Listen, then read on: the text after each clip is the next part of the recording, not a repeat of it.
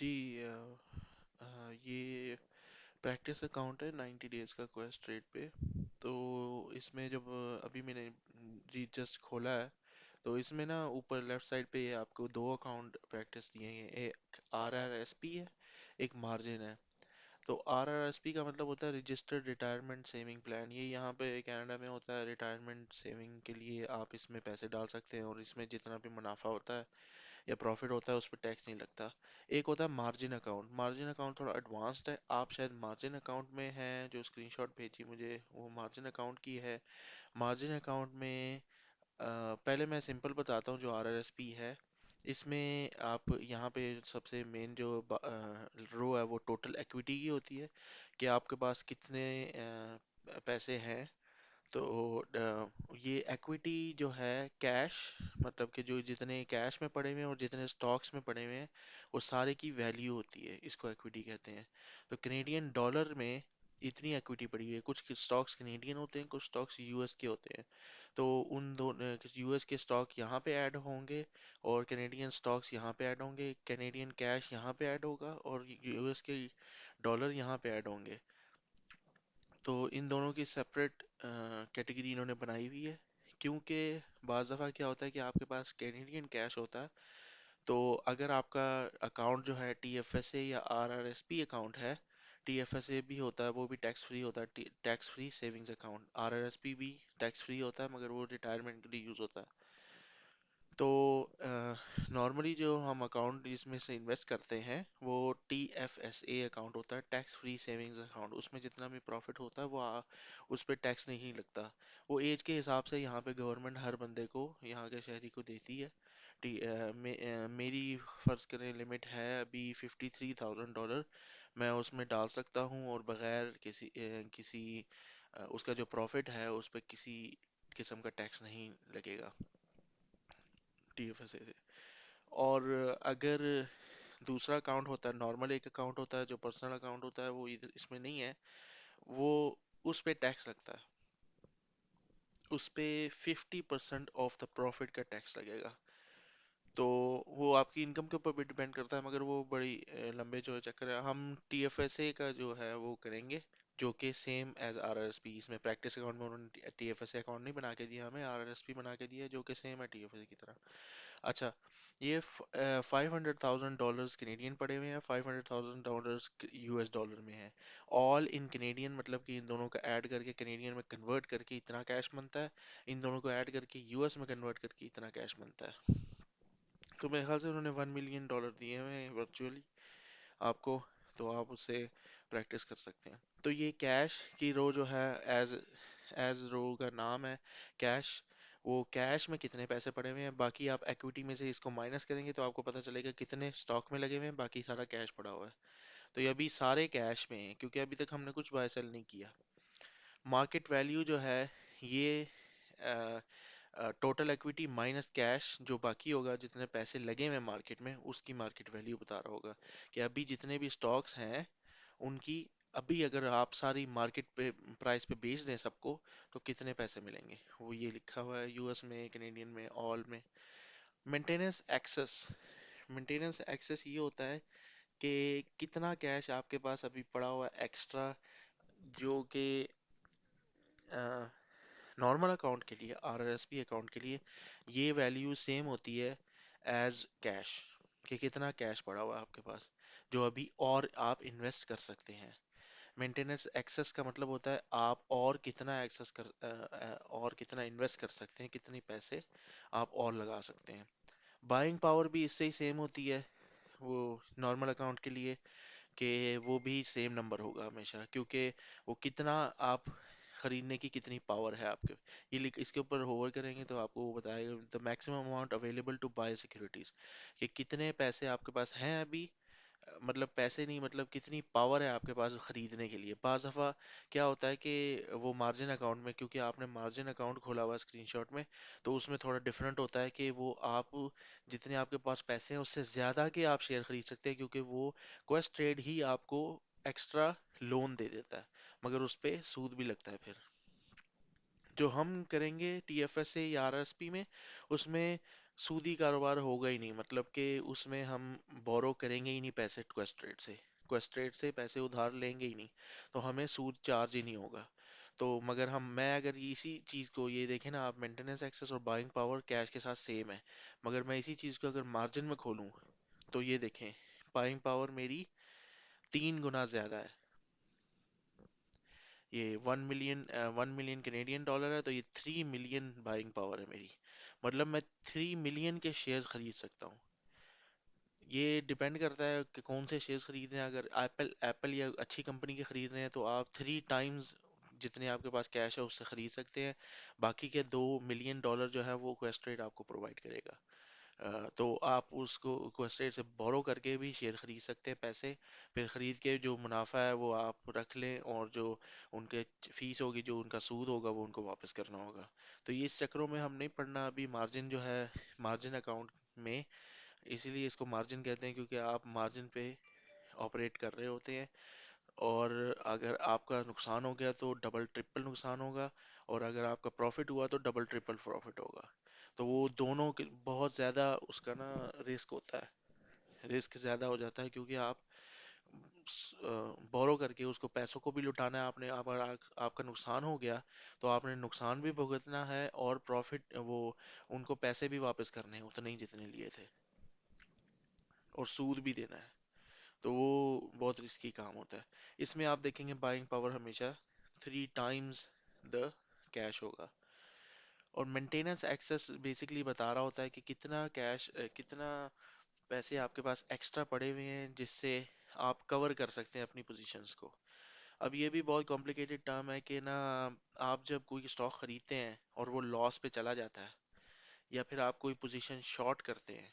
Short का मतलब ये होता है आप स्टॉक्स क्वेस्ट्रेट से बोरो करके उनको महंगे में बेच देते हैं और सस्ते में दोबारा खरीद लेते हैं। ये भी एक शॉर्ट, इसको शॉर्ट सेलिंग कहते हैं। और उसके लिए मेंटेनेंस एक्सेस का ज़रूरी होता है, क्योंकि आपके पास कुछ कैश इन हैंड भी होना चाहिए। वो देखता है क्वेस्ट्रेट कि अगर आपके पास लॉस कवर करने के लिए पैसे नहीं है अकाउंट में, तो वो फौरन आपको मार्जिन कॉल दे देता है कि भाई ये शेयर जो आपने अ, खरीदे हुए थे ये बेचें फौरन, वरना तो आप लॉस में जा रहे हैं, और मुझे अपने पैसे नहीं मिलेंगे, क्योंकि आपके पास है ही नहीं। तो वो उसको मेंटेनेंस एक्सेस कहते हैं। बहरहाल ये मेंटेनेंस एक्सेस और बाइंग पावर, सिर्फ बाइंग पावर को देखना होता है। मेंटेनेंस एक्सेस और बाइंग पावर दोनों सेम रहेंगे इसमें, आरआरएसपी में। तो हम वैसे ही इसमें आरआरएसपी और टीएफएसए में अकाउंट में इन्वेस्ट कर रहे हैं, तो ये नंबर जो है मेंटेनेंस एक्सेस और बाइंग पावर, ये सेम ही रहेंगे। और इसको देखेंगे कि इतने कैश रह गया है मुझे मेरे पास अभी इन्वेस्ट करने के लिए। होपफुली ये सारा समझ आया आपको। थोड़ा सा कंफ्यूजिंग है मार्जिन में, मार्जिन में अभी नहीं जाना। अभी हम सिर्फ आरएसपी और टीएफएसए में। अच्छा, अभी राइट साइड पे पहले तो मैं ये इसको कवर करता हूँ, ये सारी चीज़ें। बैलेंसेस में आपको पता लग गया क्या बैलेंसेस है। Open profit and loss, PNL का मतलब होता है ओपन प्रॉफिट एंड लॉस। मतलब कि जब से हमने पोजीशंस खोली हैं, पोजीशन खोलने का मतलब होता है कि कब बाय किया, एंटर हुए थे पोजीशन में। जब से पोजीशंस खोली हैं उस वक्त से लेके अभी तक का प्रॉफिट एंड लॉस क्या है। ये हो सकता है आपने महीना पहले स्टॉक खरीदा हो, साल पहले खरीदा हो, तो उस वक्त से लेके अब तक का प्रॉफिट या लॉस कितना है। रेड में होगा तो लॉस है, ग्रीन में होगा तो प्रॉफिट है। तो ये कैनेडियन में बता रहा है, ये यूएस में बता रहा है, वही चीज़। Open profit and loss, percentage profit and loss day, ये बता रहा होता है कि आज का कितना प्रॉफिट परसेंटेज बना है। प्रॉफिट या लॉस परसेंटेज, रेड में होगा तो लॉस है, ग्रीन में होगा तो प्रॉफिट है। तो अच्छा, ये बैलेंसेस में है करंट, मतलब अभी, और स्टार्ट ऑफ द डे मतलब शुरू, दिन के शुरू में क्या था हिसाब। करंट पे ही रखते हैं हम। ये भी इधर भी बता रहा है प्रॉफिट एंड लॉस डे का, कितने कैश में कितना है, मतलब कैनेडियन डॉलर यूएस डॉलर में कितना है, और परसेंटेज में कितना है। तो daily orders open and close, ये आज के कितने ऑर्डर्स आपने प्लेस किए और कितने हो गए कंप्लीट। तो ऑर्डर्स में आप ऑर्डर एंट्री राइट पे आ रही है, ये इसमें आप एंट्री ऑर्डर कर सकते हैं, प्लेस करना है, खरीदना है, बेचना है, जो भी करना है। तो पोजीशंस में जाते हैं। पोजीशंस में अभी तक कुछ नहीं खरीदा हुआ हमने, इधर आती हैं रो बाय रो आती हैं कि इतने फलाने के इतने स्टॉक आपने इतने पे खरीदे, अब उसकी प्राइस इतनी है, प्रॉफिट इतना है। वो सारी रो बाय रो आ रही होती है यहाँ पे। तो ऑर्डर्स में आपको वो दिखाएगा कि आपने क्या क्या ऑर्डर्स लगाए थे। ओपन का मतलब है अभी ऑर्डर्स एग्जीक्यूट नहीं हुए, एग्जीक्यूटेड का मतलब अभी एग्जीक्यूट हो गए हैं, और अगर आपने खरीदने के लिए लगाए थे तो खरीदे गए हैं, अगर बेचने के लिए लगाए थे तो बेचे गए हैं। ओपन का मतलब अभी खरीद फरोख्त हुई नहीं है। एग्जीक्यूशन वो दिखा रहा होता है कि कितने एग्जीक्यूट हो गए। एक्टिविटी मतलब आपने ये, मैं अभी कनेक्ट किया था, इसमें वो भी बता देता है कि आपने डिपॉजिट किए थे, आपने क्या क्या अभी जब से अकाउंट खोला है, ये स्क्रीन खोली है, आपने क्या क्या किया। बहरहाल हम एक ऑर्डर एंड लगा के देखते हैं। पोजीशन में यहाँ पे खाली है, ऑर्डर एक लगा के देखते हैं कि फ़र्ज़ करें एप्पल के शेयर्स बाय करने हैं मैंने, तो एप्पल लिखूंगा यहाँ पे। उसमें बिड और आस्क आ रही है। आस्क मतलब जो बेचने वाला है वो कितना मांग रहा है, और बिड मतलब कि जो बे खरीदने वाले हैं वो कितना दे रहे हैं अभी। तो बिड और आस्क के दरमियान तकरीबन 1 सेंट का फ़र्क है, 160.50, 160, 46.51, 1 सेंट का फ़र्क है सिर्फ। तो ये स्प्रेड बहुत ही क्लोज है, मतलब कि जब ये बहुत क्लोज होते हैं इसका मतलब मार्केट, ये जो स्टॉक की प्राइस है ऊपर नीचे नहीं जा रही इतना ही, तकरीबन सेम ही रह रही है। मगर वो डिपेंड करता है, ये बिड एंड आस्क बहुत जल्दी चेंज होता है, जैसे अभी देखा आपने। जब ये सेम कभी हो ही नहीं सकते। सेम हो गए तो इसका मतलब कि फायदा नहीं है, वो तो एग्जीक्यूट हो गया, जितना भी बेचना चाह रहे थे वो सेल सेलर ने खरीद लिया। जब ये दोनों सेम प्राइस हो जाती है वो सेल प्राइस हो जाती है। जब ये दोनों सेम हो जाएंगी, जब मतलब कि एक बंदा $20 के सेब बेच रहा है और दूसरा $20 का लेना चाह रहा है, तो फिर क्यों नहीं सेल हो रही। से दोनों जो है एग्री कर रहे हैं ना, दोनों $20 पे दे रहे हैं। एक देने खरीदने वाला भी दे रहा है और और बेचने वाला भी 20 पे दे रहा है, तो फिर मसला क्या है। मसला तो तब होता है जब खरीदने वाला कहता है नहीं इसको कम पे करो, और बेचने वाला कहता है नहीं मैं कम नहीं कर सकता। तो ये वो है, आस्क मतलब मैं उतने मांग रहा है और ये देने वाला। तो आप इसको देख के भी, मगर ये हमेशा 15 मिनट डिले होता है यहाँ पे। तो आप हमेशा ओपन न्यू टैब में याहू फाइनेंस पे जाएं, ठीक है। और याहू फाइनेंस पे आप देखेंगे एप्पल का अभी करंट प्राइस की, क्योंकि उससे फिर पता जल्दी एग्जीक्यूट हो जाता है। एप्पल की करंट प्राइस कितनी है, 145.02 है।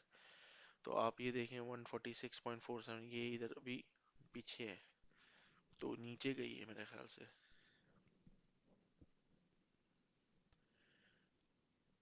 ये मेरे ख्याल से इधर की बता रहा है, 146 चल रही है वहां पे।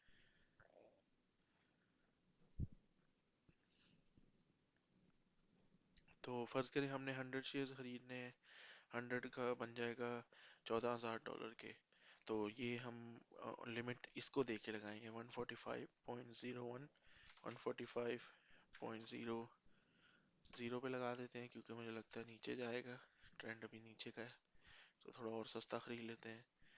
ये ड्यूरेशन होती है ऑर्डर कब तक खुला रहे। डे ऑर्डर ये होता है डे के दिन में 4:30 पे, जब यहाँ पे 4:30 बजते हैं उस वक्त ऑर्डर एक्सपायर हो जाएगा, और फिर नए दिन को दोबारा आपने ऑर्डर प्लेस करना है। तो इसमें मेरे ख्याल से क्वेस्टेड में ये पैसे ज़ाया हो जाते हैं, क्योंकि आपने जो ऑर्डर के पैसे दिए थे वो तो ज़ाया हो गए दिन के एंड में, अगर ऑर्डर एग्जीक्यूट नहीं हुआ। मैं हमेशा गुड टिल कैंसिल करता हूँ, GTC। गुड टिल कैंसिल मतलब कि जब तक मैंने खुद कैंसिल नहीं किया, ये ऑर्डर ओपन ही रखो। दिन गुजर जाता, महीने गुजर जाते हैं, जो भी है। कौन से अकाउंट से खरीदने, RRSP से और बाय।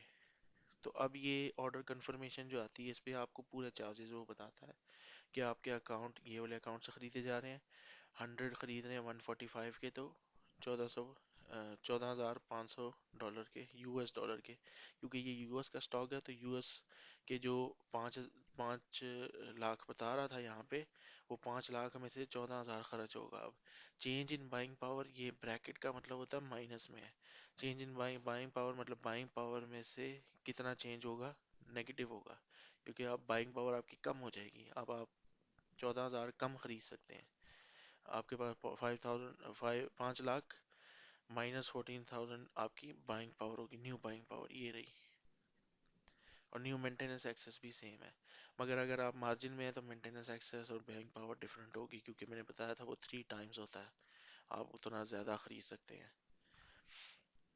ठीक है, तो सेंड ऑर्डर कर दिया। अब देखते हैं कहाँ पे गया हमारा ऑर्डर, ऑर्डर्स में होगा, यहाँ पे एक्सेप्टेड। तो एक्सेप्ट हो गया। बाज़ दफ़ा ये एक्सेप्ट नहीं होता, वो मार्केट में अभी गया नहीं होता, तो मार्केट अभी खुली नहीं होती, तो जब मार्केट खुली होती है फिर एक्सेप्ट हो जाता है, फिर एग्जीक्यूट भी हो जाता है। अब 145.02 पे है प्राइस, तो वो अभी एग्जीक्यूट नहीं हुआ। तो जब एग्जीक्यूट हो जाएगा इधर पोजीशंस पे आ जाएगा। अब देखें आप मेंटेनेंस एक्सेस को क्या हुआ, कैनेडियन डॉलर नहीं बदला, यूएस डॉलर बदल गया है। उसमें $45,000, $14,000 खर्च हो गए। तो अब आपके पास कम पैसे रह गए हैं खरीदने के लिए कुछ और। अब फर्ज करें हम खरीदना चाहते हैं ब्लैकबेरी।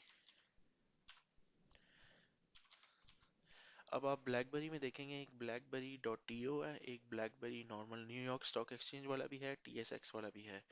न्यूयॉर्क स्टॉक एक्सचेंज जो है ये कैनेडियन वो यूएस डॉलर में करेगी, क्योंकि न्यूयॉर्क अमेरिका में है, और ये टीएसएक्स मतलब टोरंटो स्टॉक एक्सचेंज, ये टोरंटो की है। टोरंटो में ये बीबी डॉट टी ओ वाला करेंगे, इसकी प्राइस क्या चल रही है, $13। तो वही अगर ब्लैकबेरी न्यूयॉर्क स्टॉक एक्सचेंज में करेंगे तो ये $10, ये यूएस डॉलर है। और वो डॉट टी ओ जो है वो कैनेडियन डॉलर में बता रहा है। ये देखें, अगर हम ब्लैकबेरी का शेयर खरीदते हैं, 100 खरीदते हैं, और फर्ज करें हमने 14 का डाल देता हूँ इसमें अभी, तो ये 13.32 ही दे देते हैं उनको। गुड टिल कैंसल्ड है ये ऑर्डर, फटाफट डाल देता हूँ मैं बाय का। तो सेंड ऑर्डर कर देते हैं। तो ऑर्डर्स देखें इधर आया ही नहीं, फौरन ही ये मैसेज आ गया राइट साइड पे, ऑर्डर फिल्ड। क्योंकि हमने ज़्यादा ऑफर कर दिए थे, तो फौरन ही वो यहाँ से आके ओपन में से आके एग्जीक्यूट भी हो गया। तो एग्जीक्यूट में देखेंगे, तो एग्जीक्यूट में आना चाहिए अभी, ये एग्जीक्यूशंस में आ गया है, मगर यहाँ पे एग्जीक्यूटेड में भी आना चाहिए। वो पता नहीं क्यों नहीं है अभी, मगर बहरहाल एग्जीक्यूटेड में 100 खरीद लिए हमने 13.32 प्राइस पे। तो पोजीशंस, अभी हम पोजीशंस में गए तो देखें हमारे पास ब्लैकबेरी का स्टॉक पड़ा हुआ है। तो open and profit and loss. तो अब आप, हमने ब्लैकबेरी डॉट टी ओ खरीदा था, टीएसएक्स से खरीदा था, तो कैनेडियन डॉलर में खरीदा था। अब देखें आप बैलेंसेस में जाएंगे तो कैनेडियन डॉलर कम हुए हैं, वो यूएस डॉलर उतने ही कम कम रहे। ये तो इतने तो अभी ऑर्डर प्लेस किया हुआ हमने, ये स्टॉक खरीदे हुए हैं कैनेडियन डॉलर में। तो ये ध्यान रखना होता है कि अगर आपके पास यूएस डॉलर है तो यूएस डॉलर खर्च करें, कैनेडियन डॉलर है तो कैनेडियन डॉलर खर्च करें। और एक दफ़ा कैनेडियन डॉलर कन्वर्ट हो गए यूएस में पहली दफ़ा, क्योंकि टीएफएसए और आरएसपी में क्या होता है कि पहली दफ़ा पहले दिन जब आप प्लेस करते हैं, अगर आपके पास कैनेडियन डॉलर है वो, और आपने अमेरिकन कोई स्टॉक खरीदा है, तो वो रात को वो कन्वर्ट कर देते हैं सारे कैनेडियन डॉलर को यूएस में। फिर उसके बाद आप यूएस के ही सारे स्टॉक खरीदें। तो आपके पास अगर यूएस डॉलर पड़ा हुआ, बार बार यूएस से कैनेडियन, कैनेडियन से यूएस ना करें, एक दफ़ा कैनेडियन से यूएस चले जाएं, यूएस के स्टॉक खरीदें, सारे खरीद फरोख्त कर कर के अब पैसे निकालने हो तो फिर कैनेडियन में कन्वर्ट बैक कर सकते हैं आप। वो वैसे भी यूएस डॉलर से डायरेक्ट डिपॉजिट हो जाता है अमेरिकन में, वो कैनेडियन डॉलर में कन्वर्ट करने की जरूरत नहीं है। तो ये सारा हिसाब किताब है इसमें। और ये है, अब ब्लैकबेरी, अगर मैं ब्लैकबेरी छोड़े अब कुछ और देखते हैं, माइक्रोसॉफ्ट देख लेते हैं। माइक्रोसॉफ्ट है, ये इसका भी, इसके भी 100 खरीद लेते हैं हम, 298.49।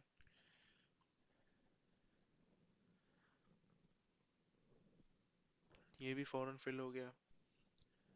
तो अब देखें ये और कम हो गया है, यूएस डॉलर कम हुआ है। जब आपके अकाउंट में पैसे नहीं होते, यूएस डॉलर जीरो होता है, कैनेडियन डॉलर होता है, तो रात को वो लोग यू कैनेडियन डॉलर को यूएस में कन्वर्ट कर देते हैं आपको, जो भी चेंज रेट लग रहा होता है। मगर वो मार्जिन में ऐसे नहीं करते। मगर मार्जिन हम, मैं अभी बताऊंगा भी नहीं उसका क्या, और उसके और भी बहुत मसले हैं। अभी T F S R S P पे फोकस करते हैं। तो अभी हम ये देखें, अभी बैलेंसेस में लिखा आ गया, रेड में है, ब्रैकेट्स में है, मतलब नेगेटिव है।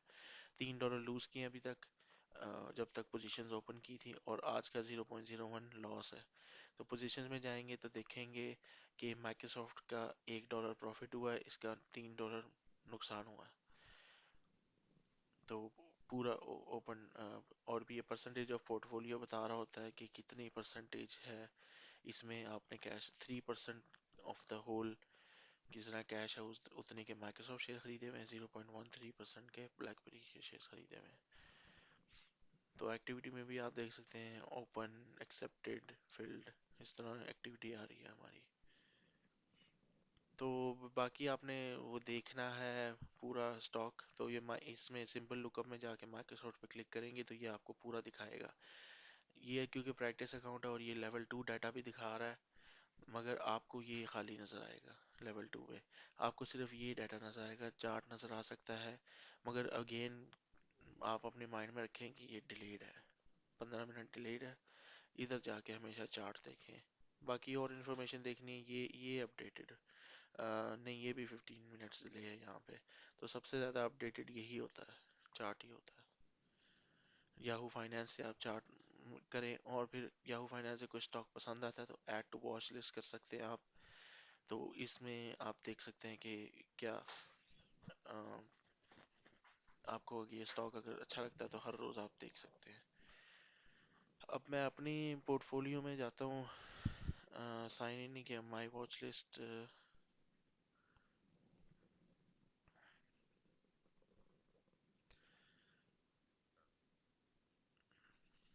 चले, वो मैं सेपरेट वीडियो में आपको बताऊंगा कि कौन कौन से स्टॉक्स हैं जिनमें मैं देखता हूँ। ठीक है।